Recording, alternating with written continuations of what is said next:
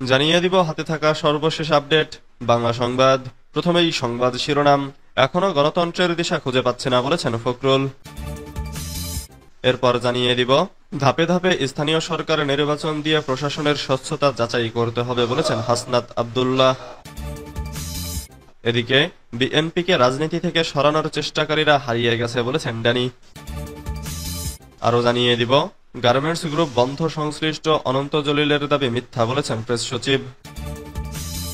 সর্বশেষ জানিয়ে দিব সাম্প্রদায়িক দাঙ্গায় বিজেপি সরকারই দায়ী বলছে জামাত। এতক্ষণ শুনছিলেন সংবাদ শিরোনাম, এবারে বিস্তারিত। এখনো গণতন্ত্রের দিশা খুঁজে পাচ্ছি না বলেছেন ফখরুল।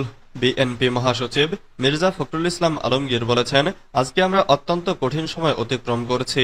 ফ্যাসিবাদ মুক্ত পরিবেশ পেলেও এখনো গণতন্ত্রের দিশা খুঁজে পাচ্ছি না। গণতান্ত্রিক বাংলাদেশই আমাদের মূল আকাঙ্ক্ষা। বুধবার রাজধানীর ইস্কাটনের লেডিস ক্লাবে বিএনপির ইফতার মাহফিলে সভাপতির বক্তব্যে তিনি এসব কথা বলেন। অনুষ্ঠানে প্রধান অতিথি হিসেবে লন্ডন থেকে ভার্চুয়ালি যুক্ত হন দলটির ভারপ্রাপ্ত চেয়ারম্যান তারেক রহমান। ইফতারকে কেন্দ্র করে ইস্কাটনের রাজনৈতিক দলের নেতাদের মিলনমেলায় পরিণত হয়। ঐক্যে জোর দিয়ে বিএনপি মহাসচিব বলেন, এই মুহূর্তে ঐক্য অত্যন্ত প্রয়োজন। আলোচনার মাধ্যমে সমস্যাগুলোর নিরসন করা। বিএনপি জনগণের ভোটে নির্বাচিত হলে দলের ৩১ দফা বাস্তবায়ন করার প্রতিশ্রুতিও দেন তিনি। গণতন্ত্রের পথে যাওয়ার বিকল্প উল্লেখ করে বিএনপি মহাসচিব বলেন, দ্রুত নির্বাচনের কথা পরিষ্কারভাবে বলছি, কারণ জনগণের নির্বাচিত সরকার গঠন করা। নির্বাচিত সরকার প্রয়োজনীয় সংস্কার করবে। তিনি বলেন, বিভিন্ন খাতের সংস্কার প্রস্তাবগুলো ইতিমধ্যে রাজনৈতিক দলগুলোর কাছে পৌঁছে গেছে। আমি অনুরোধ করব এগুলো গভীরভাবে পর্যবেক্ষণ করে মতামত দেওয়ার, যাতে সবাইকে নিয়ে সামনের পথে এগোতে পারি। ধাপে ধাপে স্থানীয় সরকার নির্বাচন দিয়ে প্রশাসনের স্বচ্ছতা যাচাই করতে হবে বলেছেন হাসনাত আব্দুল্লাহ। জাতীয় নাগরিক পার্টির মুখ্য সংগঠক হাসনাত আব্দুল্লাহ বলেছেন, ধাপে ধাপে স্থানীয় সরকার নির্বাচন দিয়ে প্রশাসনের স্বচ্ছতা যাচাই করতে হবে। বিগত ৩টি নির্বাচনে জনগণ ভোট দিতে পারে নাই, ভোট দিয়েছে প্রশাসন, নির্বাচন পরিচালনা করেছে প্রশাসন। একটি স্বচ্ছ গ্রহণযোগ্য নির্বাচন করার ক্ষমতা এই আওয়ামী প্রশাসনের নেই। এই প্রশাসনের সংস্কার না করা পর্যন্ত গ্রহণযোগ্য নির্বাচন নিশ্চিতে আমরা আশ্বস্ত হচ্ছি না। তিনি বলেন, অন্তর্বর্তীকালীন সরকারের প্রতি আহ্বান থাকবে ৫টি বা ৬টি ধাপে স্থানীয় সরকার নির্বাচন আয়োজনের মাধ্যমে প্রশাসনের স্বচ্ছতা নিশ্চিতে স্থানীয় সরকার নির্বাচন জাতীয় নির্বাচনের আগে দেওয়া অত্যন্ত তাৎপর্যপূর্ণ। বুধবার কুমিল্লার শহরতলির সানগাছায় জাতীয় নাগরিক পার্টি কর্তৃক আয়োজিত জুলাই আগস্ট বিপ্লবে আহত এবং শহীদদের স্মরণে গণইফতার মাহফিলে প্রধান অতিথির বক্তব্যে হাসনাত আব্দুল্লাহ এসব কথা বলেন। এনসিপির যুগ্ম সদস্য সচিব রিফাত রশিদের সভাপতিত্বে সমাবেশে বক্তব্য রাখেন কেন্দ্রীয় ও স্থানীয় নেতারা। হাসনাত বলেন, আওয়ামী লীগকে পুনর্বাসনের জন্য বিদেশে বসে ষড়যন্ত্র হচ্ছে।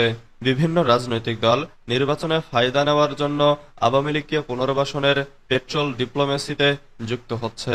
তিনি বলেন, এক খাপে দুই তলোয়ার যেমন থাকতে পারে না, ঠিক একইভাবে ৫ আগস্ট পরবর্তী সময়ে বাংলাদেশে আওয়ামী লীগ ও এনসিপি থাকতে পারে না। এ সময় আরো বক্তব্য রাখেন বৈষম্য বিরোধী ছাত্র আন্দোলনের কুমিল্লা মহানগরের আহ্বায়ক আবু রায়হান, সদস্য সচিব রাশেদুল হাসান প্রমুখ। বিএনপিকে রাজনীতি থেকে সরানোর চেষ্টাকারীরা হারিয়ে গেছে বলেছেন ড্যানি।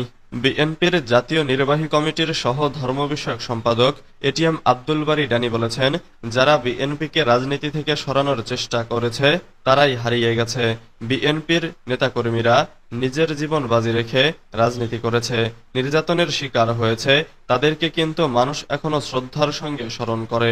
বুধবার ১৯ মার্চ বিকেলে নেত্রকোনা জেলা শহরের পুরাতন কালেক্টরেট মাঠে আয়োজিত ইফতার মাহফিলে এসব কথা বলেন তিনি অন্তর্বর্তীকালীন সরকারের উদ্দেশ্যে বলেন, বাংলাদেশের সর্বস্তরের জনগণ আপনাদের সমর্থন দিয়েছে। সেই সমর্থন প্রত্যাহার করার সময় চলে এসেছে কিনা আমরা বলবো না। নিজেদেরকে বিতর্কিত করবেন না। মানুষের প্রত্যাশিত যে সংস্কার সেটাকে বিলম্বিত করা এবং মানুষের হারিয়ে যাওয়া ভোটের অধিকার পুনরায় প্রতিষ্ঠা করার জন্য যে মূল দায়িত্ব দেওয়া হয়েছে, সেই দায়িত্ব বাদ দিয়ে কোনো কৌশল বা পন্থা অবলম্বন যদি করেন বা সময়ক্ষেপণ করেন, তাহলে দেশের মানুষ মানবে না। কখনো বলা হচ্ছে ডিসেম্বর কখনো সংস্কার, সংস্কারের জনক তো বিএনপি। গার্মেন্টস গ্রুপ বন্ধ সংশ্লিষ্ট অনন্ত জলিলের দাবি মিথ্যা বলেছেন প্রেস সচিব। পোশাক কারখানা সংশ্লিষ্ট দেশের ২৪০টি গ্রুপ বন্ধ হয়ে গেছে বলে ব্যবসায়ী অনন্ত জলিল যে দাবি করেছেন তা সম্পূর্ণ মিথ্যা বলে জানিয়েছেন প্রধান উপদেষ্টার প্রেস সচিব শফিকুল আলম। বুধবার ১৯ মার্চ রাতে প্রেস সচিব তার ফেসবুক ভেরিফাইড প্রোফাইলে পোস্ট দিয়ে একথা বলেন। শফিকুল আলম বলেন, অনন্ত জলিলের সরকার থেকে কিছু সুবিধা আদায়ের চেষ্টা করার আগে সঠিক তথ্য জানা উচিত। পোশাক কারখানার ২৪০টি গ্রুপ বন্ধ হয়ে গেছে বলে তার যে দাবি তা সম্পূর্ণ মিথ্যা। এছাড়া বাংলাদেশি কারখানা প্রতিদিন বন্ধ হয়ে যাচ্ছে সেটিও অসত্য। হাজার হাজার মানুষ চাকরি হারিয়েছে বলে তার দাবি, সেটিও ভুল তথ্য। প্রেস সচিব বলেন, প্রকৃত তথ্য হলো গত ৭ মাসে বাংলাদেশের রপ্তানি ১১% বৃদ্ধি পেয়েছে। স্থানীয় প্রশাসন ও শিল্প পুলিশ রিপোর্ট অনুযায়ী এই সপ্তাহে গাজীপুর, আশুলিয়া ও সাভারের প্রায় ৯৯% কারখানা খোলা ছিল।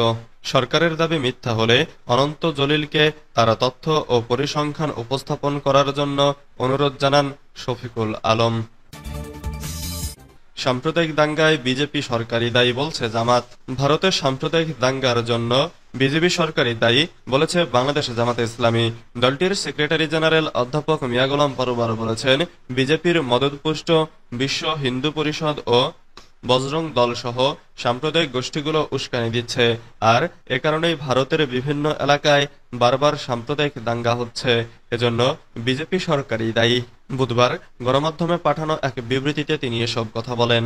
গোলাম পরোয়ার বলেন, আমি মুঘল সম্রাট অরঙ্গজেবের কবর সরানোর দাবিকে কেন্দ্র করে ভারতের মহারাষ্ট্রের নাগপুরে হিন্দু মুসলমান দাঙ্গার তীব্র নিন্দা এবং প্রতিবাদ জানাচ্ছি।